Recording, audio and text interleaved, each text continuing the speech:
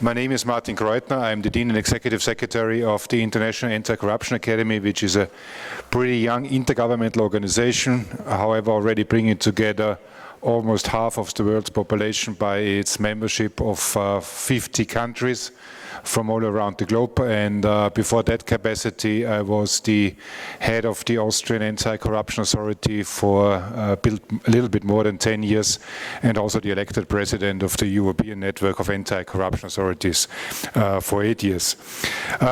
Before going into substance, let me briefly outline how we intend to conduct this second panel.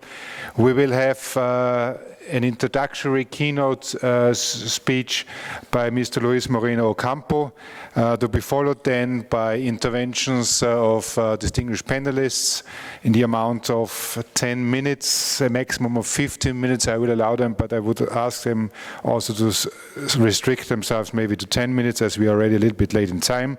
And different to what was mentioned in the program, and with your permission I would suppose that we have the questions and answer session after all the presentations. So that would allow you not only to hear all presentations first, but then to direct questions directly to the specific individuals and panelists that you would like to address.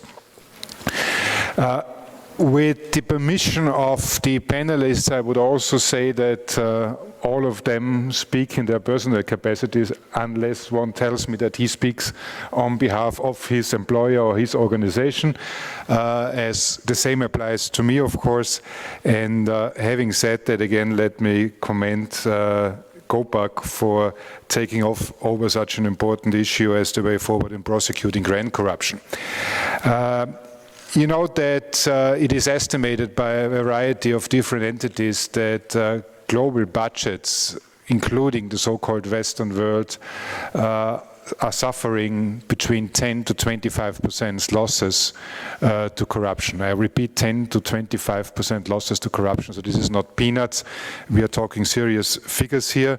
This is as far as the economic portion of the equation is concerned, or coin is concerned. On the other hand, corruption costs 10,000 and 100,000 of lives every single year.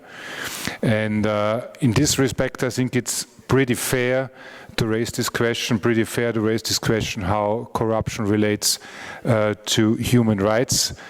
It's pretty fair to argue also if national jurisdiction suffices in addressing this issue. And it gives me great pleasure of introducing to you not only our most distinguished keynote speaker, but also our panelists, and with your permission I will read parts of their CVs very briefly. Mr. Luis Mourinho Ocampo is the first and former chief prosecutor of the International Criminal Court. He's an Argentine lawyer and the first and former, as I said, prosecutor of the ICC. He previously worked as a prosecutor in Argentina, famously combating corruption and prosecuting human rights abuses by senior military officials in the trial of the juntas. He was also an associate professor of criminal law at the University of Buenos Aires and a visiting professor at Stanford University and Harvard Law School. On my left-hand side is Mr. Akash Maharaj. He has been involved in advancing the public good throughout his professional and voluntary life, a frequent contributor to the international debate. His articles have been published in newspapers across the world, and last but not least, he was also recently by the Maclean's magazine named one of Canada's 50 most well-known and respected personalities. Besides being an active athlete and having won gold medal 3 times, I read here, he studied philosophy and politics, economics at Oxford University, and has been decorated twice in Canada's national honors for services to international peace and for the services to the integrity of sports. Left of him is Mr. Joseo Ugas, President of Transparency's chapter in Peru, a lawyer by training, Mr. Ugas served as the ad hoc state attorney of Peru in several corruption cases, including during the Fujimori-Montesino affair. His offices opened more than 200 cases against 1,500 members of the Fujimori network. Under his mandate, 205 million US in assets were frozen abroad and 150 million were recovered. From 2004 to 2006, he also served at the World Bank's Institutional Integrity Office. Last but not least, to my far left-hand side is Mr. Saravana Sami. I do hope that I pronounced it well. He is an assistant director of the Anti-Corruption Subdirectorate at Interpol. He holds a postgraduate in agricultural science and joined the Indian Police Service in 1991, having served then 7 years also in the Central Bureau of Investigations of India, which is the lead anti-corruption agency there. In that capacity, he supervised investigations of high-value corruption, fraud, money laundering, and all forms of financial crimes in banks, financial institutions, and capital markets. Since June 2010, he's working with Interpol as the Assistant Director for Anti-Corruption.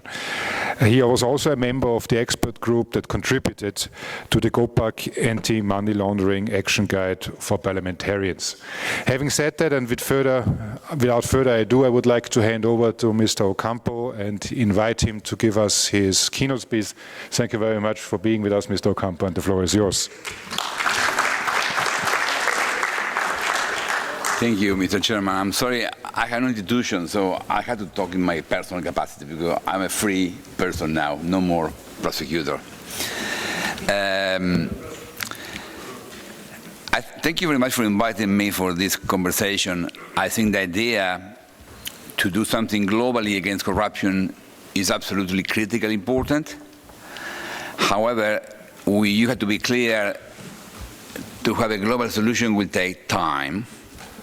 The first time someone will say we need an international criminal court for war crimes was in 1883, and was one of the members of the Red Cross who say now we adopted the war crimes, but no army will convict its own soldiers. We need an international criminal court. So the idea was clear.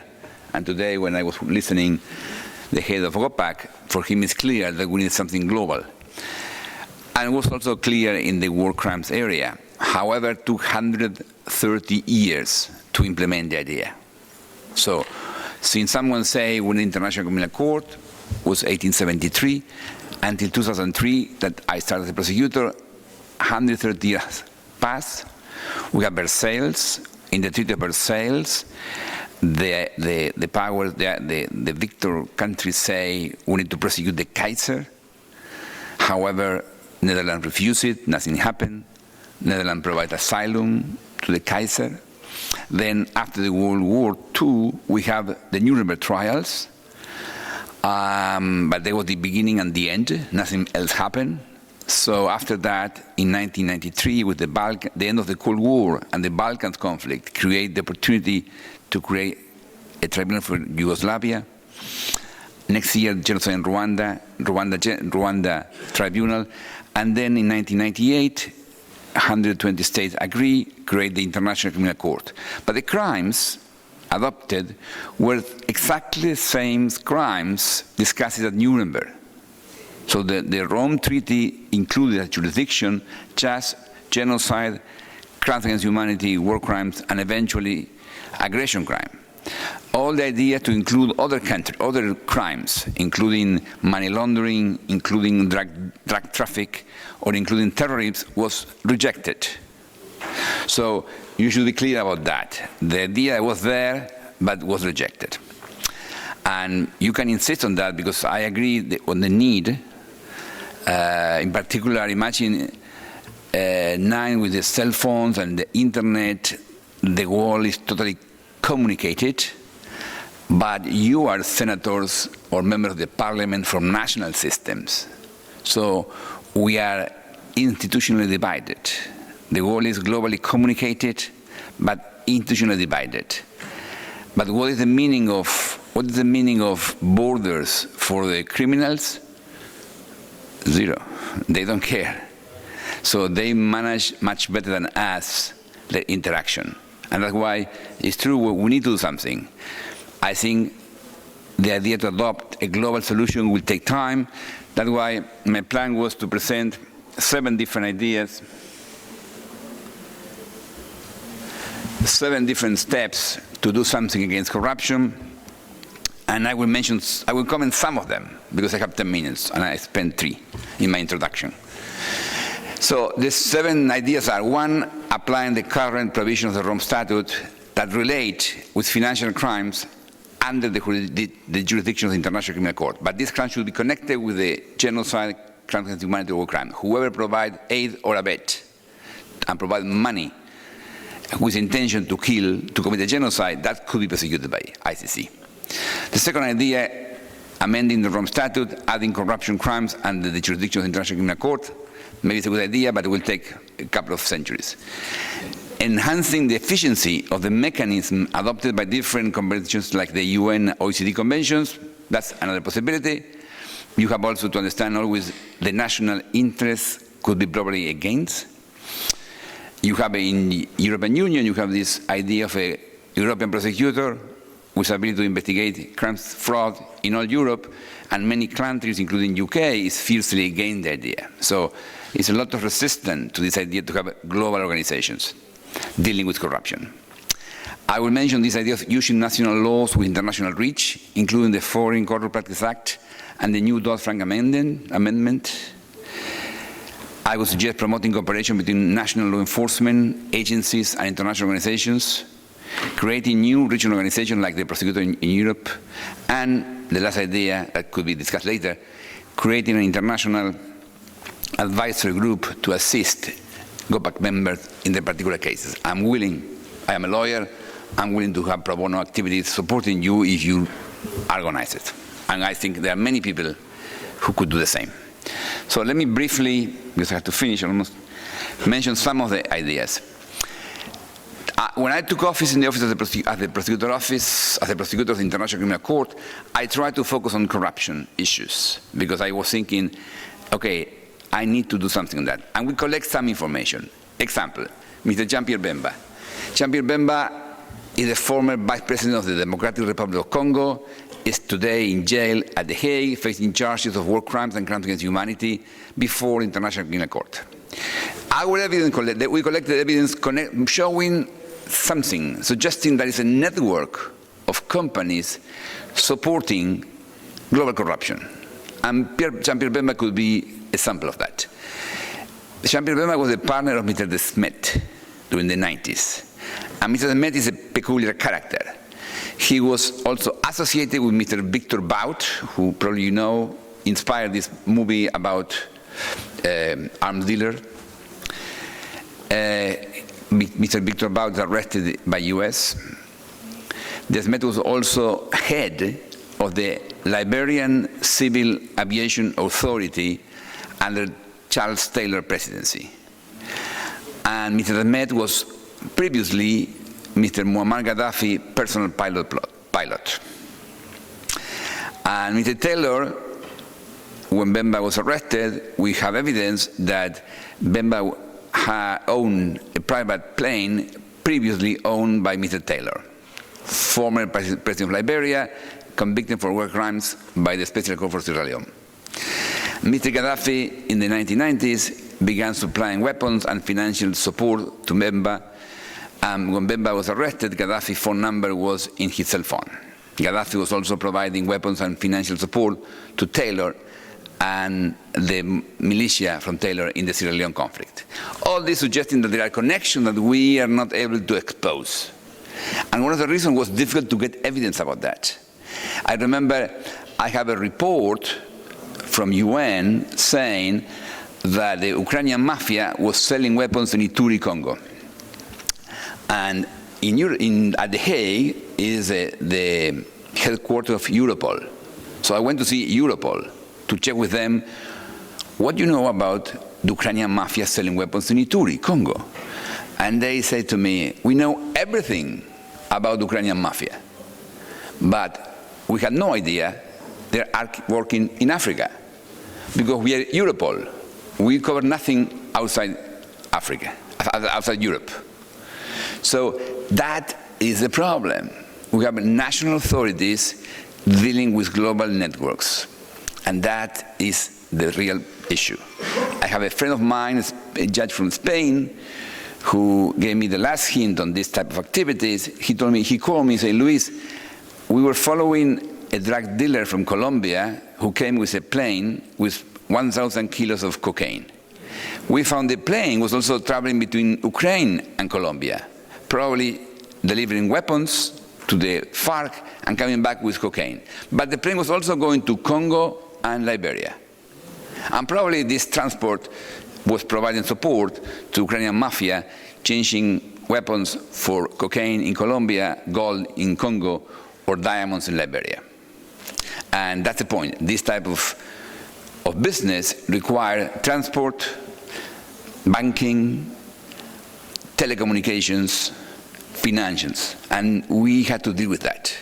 And as Europol say, Europol is a regional organization, but they are not moving beyond Europe.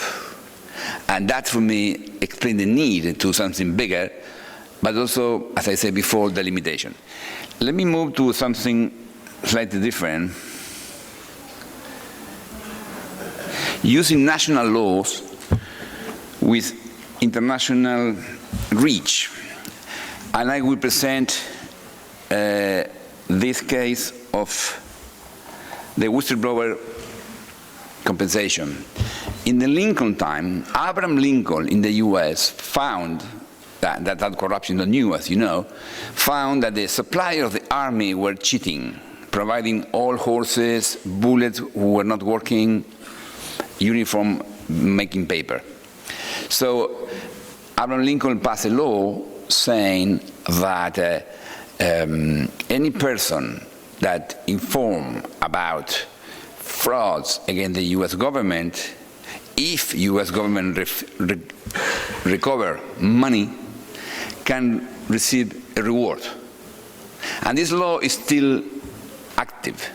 And this law was used by lawyers in New York to get compensation in a case I will show to you. And that's something for you, in two senses. If you know activities of companies that are connected with US, you can present a case and using the courts in US. Or as parliamentarians, you can check if you can use these laws, which is basically using money to fight money, to control corruption in your country. Let me see, that is a big test now. We'll see it's working. It's working, but it's, okay. It's a 60 minutes ad talking about this case. The lady in the middle was the director of compliance of Glaxo, and she denounced Glaxo because the factory in Puerto Rico was mixing the product, has no control of bacteria, and was selling product in bad shape. And the lawyer is informing that this is fraud against the US because US spent billions in medical aid for all people, and this is the agreement. Glaxo paid $750 million as a fine in 2010, and the lady got 100 million. So the lady, the whistleblower, was compensated. And this idea could be also added with this, the Dodd-Frank is a reform in 2010, expanded the system of compensation to any company making illegal activities connected with the Security Exchange Commission in the US. So any company using money from US could be under this system. And to finish my presentation, after I left my office as a prosecutor, I worked with the World Bank in a case in Bangladesh. And I think the case is showing the possibilities to coordinate activities from international organizations. The case is the following. Is SNC-Lavalin, one of the biggest Canadian companies in construction, They are, as you know, this is a Transparency International bribe payers showing the propensity of companies from this country to pay bribes. As you see, Canada is in a good shape there. SNC-Lavalin has a strong code of ethics, something that normally people recommend. Bangladesh authorities responsible for this project were the Minister of Communication and 3 other individuals. This is the map. You can see Canada is pretty nice. Yellow, you can see Bangladesh pretty bad. And here is a different coordination, the bribe payer index and the national public servant system. So showing Canada, the combination of Canada with the most honest companies and one of the most honest countries, put Canada companies on the top of the best companies. However, Canada, outside Canada, business is to promote the work of Canadian companies. And Canadian High Commissioner was supporting strongly SNC-Lavalin. And of course, in Bangladesh, members of the Bangladesh government were ready to accept the minister was doing something not perfectly legal in order to receive support for the financing of their campaigns. The interesting thing is the World Bank received information, passed information to Canadian police, and for the first time in their life, Canadian police investigate a corruption case outside Canada. And they confirmed the evidence the company in Canada was offering bribes to people in Bangladesh. As a consequence, 2 of the members of the Canadian company were indicted. But interestingly, the same investigation allowed the police in Canada to find another case. They were bribing in Libya, doing business with the Gaddafi son. And as a consequence, the CEO resigned, and the vice president in charge of this business also escaped to Switzerland.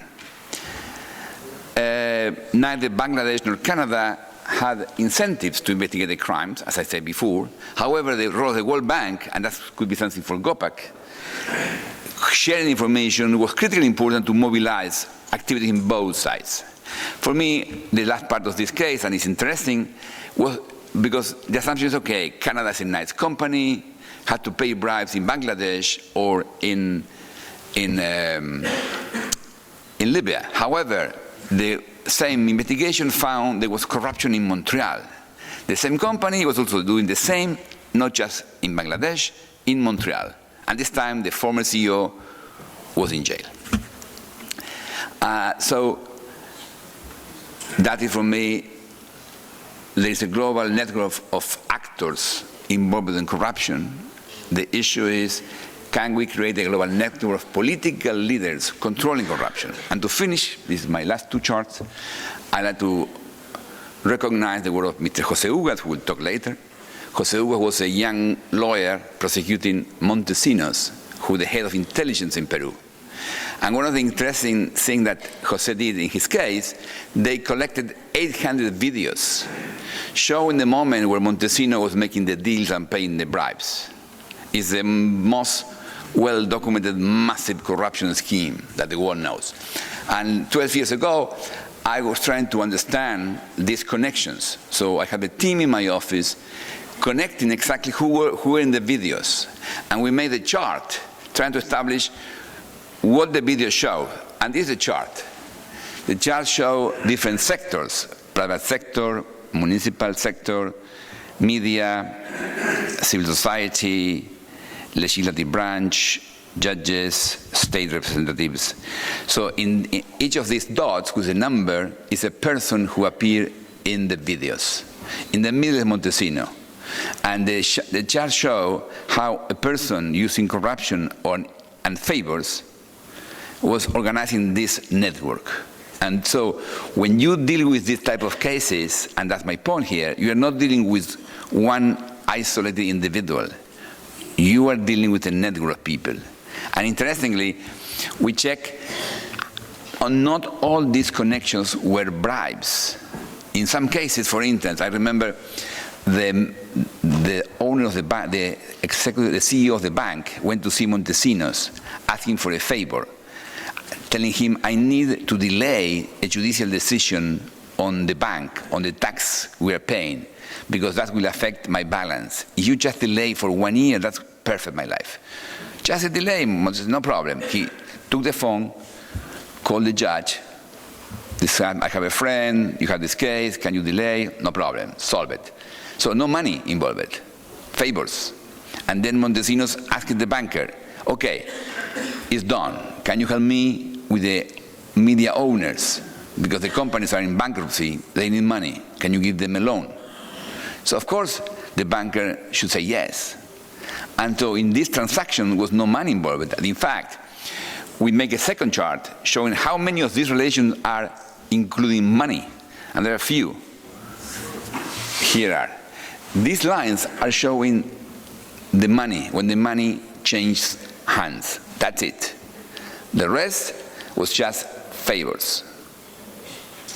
Okay?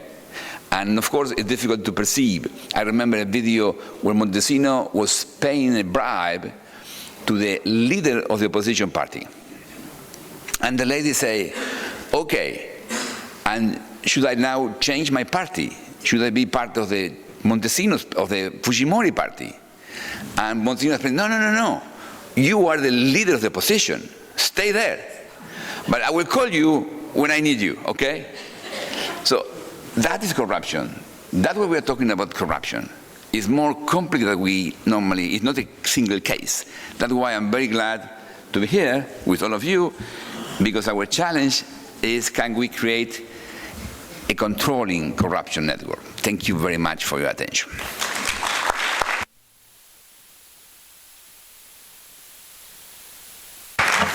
Thank you very much, Mr. Ocampo, for sharing with us your very lively and tangible experience.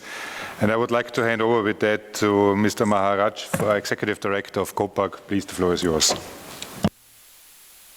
Thank you very much, Martin. Of course, I should like to begin by saying that I am personally honored to be on this panel, along with my colleagues, and grateful to all the members of the audience who have taken the time to be here. And we realize that there are many people who are calling upon your time. We're pleased that you've chosen to be part of this panel and part of this discussion. And of course, finally, I should like to thank and acknowledge the members of the GOPAC's Global Secretariat staff who have put this panel together through long hours and weeks of toil. For any of you who were not in the room, I should just, at the start of the previous panel, I should begin by saying that what GOPAC is. We are a worldwide alliance of parliamentarians working together to combat corruption, strengthen good government, and uphold the rule of law. We have 49 national chapters in every inhabited region of the world, and our members come from different cultures, speak different languages, profess different faiths, are members of different political systems, and come election time, often work very hard to destroy one another's political careers. However, we are all united by a common conviction, and that is that,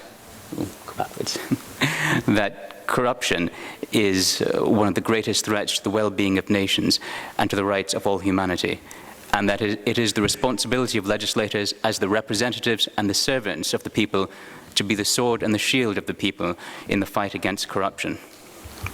I think it is important for us to begin by taking stock of what it is that we are fighting against and what we are fighting for. Luis showed the phenomenally complex networks that sustain corruption. I will not pelt you with statistics, but I will only use one, and that is, we estimate that every year corruption kills, go backwards please. You need to go backwards. Thank you. Corruption kills 140,000 children annually by depriving them of medical care, food, and water. And that is only the child deaths. Corruption is without question the disgrace of our age, and it is a rebuke to the entire human race. Go ahead. Thank you. Yet, far too often, the perpetrators of the most outrageous forms of corruption are able to use their illicit wealth and powers to pervert the very laws and institutions that should call them to account. As a result, the worst offenders are often the least likely to face domestic justice. And in such cases, when national authorities are unwilling or unable to act, we believe that the international community has a responsibility to do so. As the United Nations Convention Against Corruption itself makes clear, the entire world has an interest and a responsibility for fighting corruption everywhere. not only because corruption is a scourge to us all, not only because corruption in what we may think are far-off corners of the world debilitates and affects our own lives, but also because the fight against corruption transcends national borders. It cannot be won. We cannot win an international campaign simply using national tools. At GOPAC's global conference held in Manila in February, our members made it clear that we believe that there are some forms of corruption that are so grave, whose effects on human life and human dignity and human rights are so catastrophic that they should shock the conscience of the international community and mobilize the will of nations to act across borders.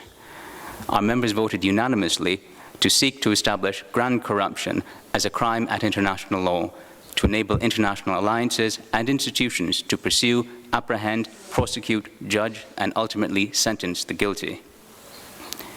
This is our mission, and I believe it is the calling of our time. We have circulated a copy of our discussion paper to, I believe, most of the people in this room, at least to all of our members and our observers. If you have not received a copy of the discussion paper, you can download one from our website. It is phenomenally well written, and I thank the members of the Secretariat for their hard work in doing so. I'll summarize the points briefly. The first challenge to us in making grand corruption an international crime, or at least a crime that's pursued internationally, is to create a rigorous and widely accepted definition of what is grand corruption. It's important for us, I think, to acknowledge that grand corruption is not merely ordinary corruption writ large, but it represents a form of corruption that is not just significant, but corruption that itself taints the rule of law. I could say that ordinary criminals break the law, serious criminals evade the law, and the worst criminals bend and sometimes make the law. The questions that we must answer as we act as an anti-corruption community in answering this question of what is grand corruption are simple to state, difficult to answer. First of all, how great must the theft or abuse of power be before a crime rises to the level of grand corruption? How dire is the harm to human welfare or human rights? How widespread, systematic, or institutional must the corruption be before it is grand corruption? And what categories of people are capable of grand corruption? The Minister of Police, the Superintendent of Police, the Chief of Police, the ordinary policeman on the beat? Where we draw the line says as much about what grand corruption is as it does about ourselves and our own standards. In terms of addressing grand corruption, we've laid out 4 possible options. Almost half, slightly over half of the ones Louis specified, but nevertheless, and so there is some overlap. The first option is to expand the ability of national courts to assert universal jurisdiction over grand corruption. The doctrine of universality holds that some crimes are so egregious that they are an affront to all of humanity and are therefore prosecutable by any state, irrespective of where the crime was committed and irrespective of the accused's nationality or even place of residence. There is some precedent in principle. Some 78 states already have universal jurisdiction embedded in their national legal codes to enable them to deal with war crimes. In practice, however, only 15 countries have ever applied universal jurisdiction. And the most recent case, the most recent attempt, I think is illustrative of both the strengths and the weaknesses of universal jurisdiction. The case of Augusto Pinochet. In that case, a Spanish court issued an indictment for a Chilean dictator who was arrested by an English policeman and held in an English prison. That incident, or that chain of events, I think very strongly demonstrated the extraordinarily powerful reach of universal jurisdiction. However, the fact that the Spanish courts were unable to bring Pinochet to trial also demonstrates that the reach of universal jurisdiction often exceeds its grasp. It is, in some ways, the nuclear bomb of the judicial process. The second option is to make use of existing regional courts, particularly as they exist in Africa, Europe, and the New World, to pursue grand corruption. Regional courts often enjoy greater credibility and standing in their home regions. They're less likely to be accused of being anti a certain region or anti a certain group, less likely to be described as anti-European or anti-African, for example. And there is some history of success in using regional courts to pursue grand corruption. The Socio-Economic Rights and Accountability Project, which is an NGO, brought an anti-corruption case successfully against the government of Nigeria and brought them before the Economic Community of West African States and their Community Court of Justice. And they were able to do so above the objections of the government of Nigeria. However, I must say that such examples, while they exist, are not typical. They are quite rare. And in addition, a majority of the world's population is not covered by regional courts. The third option is to argue for an expansive interpretation of the jurisdiction of the International Criminal Court to deal with grand corruption, either an expansive interpretation of its current mandate or amendments to its statute. There's no denying that the symbolism of the ICC as a court of ultimate justice has captured the public imagination in a way that I think does great credit to our keynote speaker and to the men and women who created that court. The reality of the court is, however, more prosaic. It labors under a very heavy burden of caseloads and extraordinarily complex cases. Its resources, by comparison, are relatively modest, and it is easy to imagine a situation where, if it did try to deal with grand corruption, it could be completely overwhelmed. To date, since 2002, when the Rome Statute was fully put in place, there's only been one conviction at the ICC. But critically, the most significant barrier is that corruption is not mentioned in the Rome Statute. It is difficult, next to impossible, to argue that corruption falls under the mandate of the International Criminal Court, unless we regard grand corruption as a crime against humanity. The definition of a crime against humanity as described in the Rome Statute is any of the following acts when committed as part of a widespread or systematic attack directed against any civilian population with knowledge of the attack. And one of the subsections states, other inhumane acts of a similar character intentionally causing great suffering or serious injury to body or to mental or physical health. Go ahead. Certainly, on the plus side, there's no denying that grand corruption does cause great suffering or serious injury to body or to mental or physical health. There has never been a weapon created that causes as much human suffering as corruption in aggregate across the planet. On the other side, it would be difficult to argue that corruption is typically, even at its most severe forms, is typically committed as part of a widespread or systematic attack directed against a civilian population or with an intent to eventually destroy part of a population. Typically, people who commit grand corruption are more interested in enriching themselves than they are in hurting others. They just don't care that they hurt others when they enrich themselves. The final option that we proposed is the use of civil instruments. In essence, to use the ability to sue for damages, to go after people who have committed grand corruption. This places the emphasis on helping the victims rather than on punishing the criminals. It has the benefit that often pursuing and capturing money is easier than pursuing and capturing criminals, especially at that level. It is easier to press a case in a civil court than it is in a criminal court, and questions of jurisdiction are less complicated when money passes from one jurisdiction to another. On the other side, however, I can understand that victims will never feel entirely whole, no matter how much money they are awarded, if their victimizers walk free. And indeed, in the United States, as a typical example, 98% of civil litigation never sees the inside of a court. They typically end with settlements, and we could spend a long time debating the ethics of coming to terms with a tyrant or dictator. Each of the options that I have described here is imperfect. None is short-term and none is easy.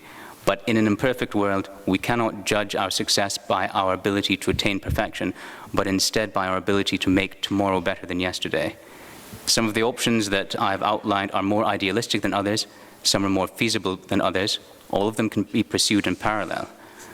There's no getting away, however, that for all of us, legislators, citizens, presidents, parliamentarians, all of us, that in a hard world, we have to make hard choices. And it is unlikely that on this side of eternity, we will ever completely solve the conundrum and the challenge of corruption. but we can do better than we are doing today.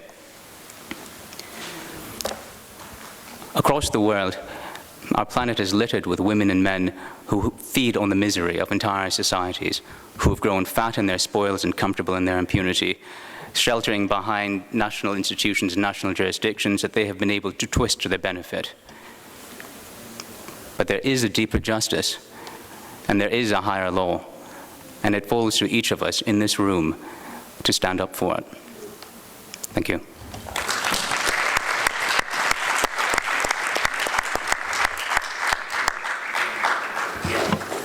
Akash, thank you very much also for your emotional words, and I would like to hand over with this to Joseo Uguas, board member of Transparency International. Jose, please.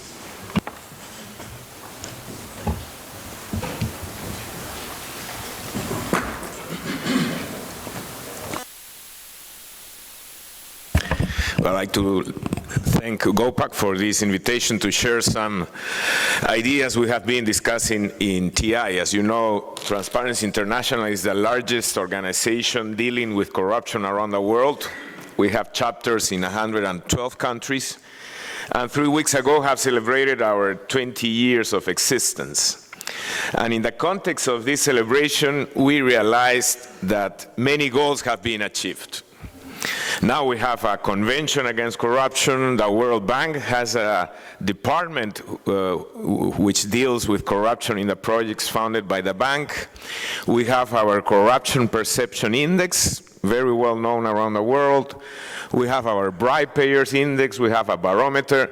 Many tools and many efforts have been deployed around these 20 years in order to fight corruption. But also in the context of our celebration, we realized that there's too much corruption still out there. And worst, there's too much impunity. And dealing with impunity is one of our new goals in the 2015 strategy that TI has developed for the next years.